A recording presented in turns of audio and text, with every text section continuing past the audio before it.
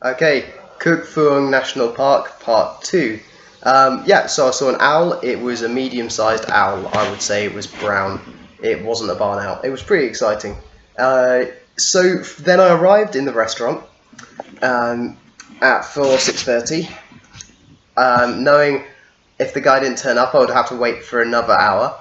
And then he turned up at about 7:15, 10 to 7, which was just weird because I don't think anyone was expecting him at that time. And then he told me no one else was coming with us, which again I thought was kind of strange. But so I hope I didn't cause someone else to miss out on the night walk. But I said, okay, great, let's go. We actually swapped torches because he said mine was better and wanted to know where I got it, which I didn't know. And the first thing he did was find us the source of the immensely loud chirping, which was a huge. He said grasshopper. I suspect it would be a cricket or a locust or a cicada, but you know, whatever. It was its back. They were sort of making. It had like its wings sort of came almost together, and then he was sort of pushing them together or pulling them apart or something. And it was just unbelievably loud relative to its size. And at first I did think all he was going to show to me were just disproportionately big insects. So he found a huge spider. It wasn't tarantula sized, but it was bigger than, as a British person, you expect spiders to be. He found a sleeping butterflies, which were also massive, sleeping on the underside of leaves like this, which was kind of weird because yeah, I mean, but there was this really weird meta moment where he got out his smartphone, because this is still Vietnam, to take a photo of the butterfly, and then a tiny moth, attracted by the light, came and landed on his smartphone. So that was like full of meaning that I'm not really quite intelligent enough to disentangle. Yeah, but that was quite unreal. And we actually went for a walk for like a full 2 hours, and there was one point where he was like, "Turn your torch off, just listen," and it was so noisy, and there were so many sort of like just weird noises that were probably some bird that's very familiar if you're a Vietnamese guy who takes people around the jungle for a living, but were very weird to me. He said he could hear a brown wood owl, which sounds, based on the size, he described it as being, I think, is like the equivalent of a tawny, though he didn't get to see it.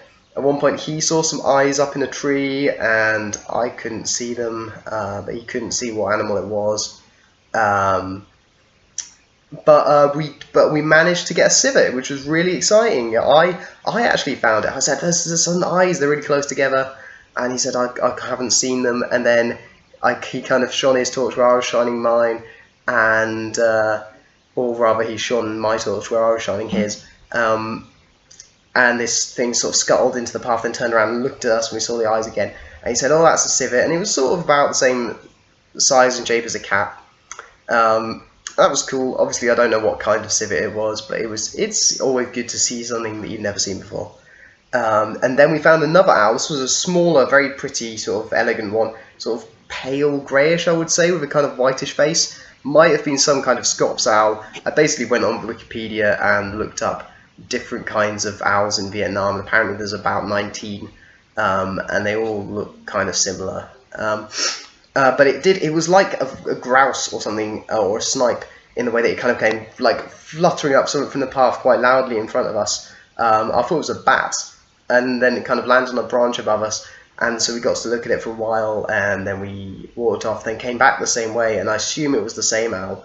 And it did this, it's kind of, before they take off to fly on to the next branch, they sort of go, they kind of push their body round in a circle so they can look at where everything is, and no, I don't hear the vibration, that's bats, but kind of get a good view of things. So we did sort of scare it off, because obviously owls don't really like being looked at by people with lights standing right underneath them, but it was still nice to get to see it. And then I went to bed at 9, like approximately, because like what else was I going to do in the jungle? And yeah, like there was a point where I woke up and I was like, oh, it's the middle of the night and it was 11:30, and it was so totally dark and yet totally noisy. It's utterly unlike being in the city, and brilliant and exciting and weird and scary, and I would really rather do it with another person next time. It was kind of my verdict. So then I said to the guy at the end, how do I get back to the park gate? And he said, oh, I'll arrange a motorbike taxi for you, but you've got to get up 4-7. So I said, fine, like I've got no reason not to get up early anyway. So I got up at 6, had a cold shower, which I love doing. Yeah, just really enjoying how kind of exciting and different everything was. Like, yeah, so I got taken down the jungle path, and then before I left, got to go around the different rescue centres. So we got to go to primate, carnivore, and turtle rescue centres. Just want to mention a couple of creatures that I saw there that I thought were absolutely awesome. First, binturongs. I'd never seen one in a zoo before. I was sort of vaguely aware of their existence. Didn't realise how big they are. They're kind of weird cat, bear, wolverine, squirrel monster. They're like this, as long as a large dog with a really long tail and sort of smoky grey with weird, slightly creepy eyes. And they're related to civets and stuff, and they live in trees. And they had a couple of them, and they were sort of walking around the cage, being quite active, and they're sort of quite friendly and quite cute, but also quite kind of tough looking at the same time. And yeah, just go and look up binturongs. They're pretty cool.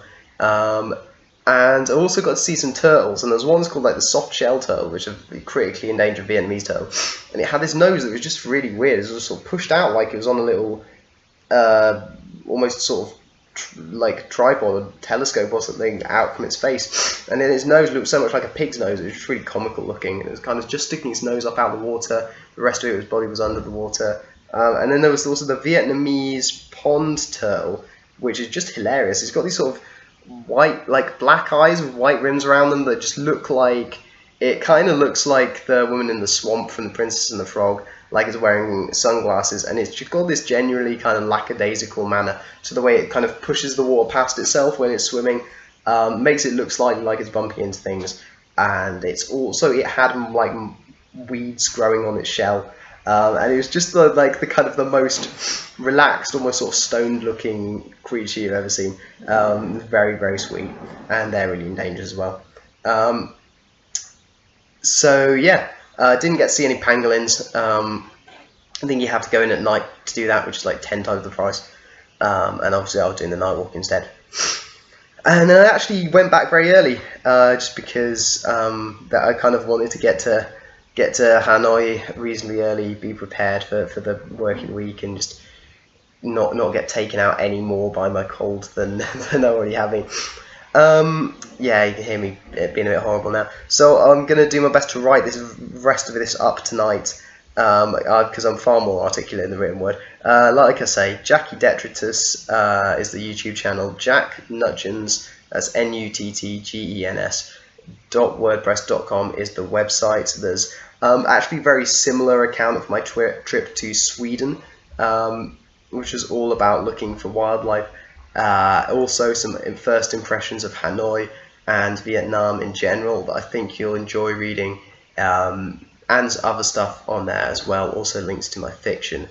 Okay, I hope you enjoyed this. Alright, goodbye. On the off button. Next one of these will either be about Ha Long Bay, which was over a month ago, or possibly just one on teaching, because I haven't really gone into that. Same goes for written form. Okay, goodbye.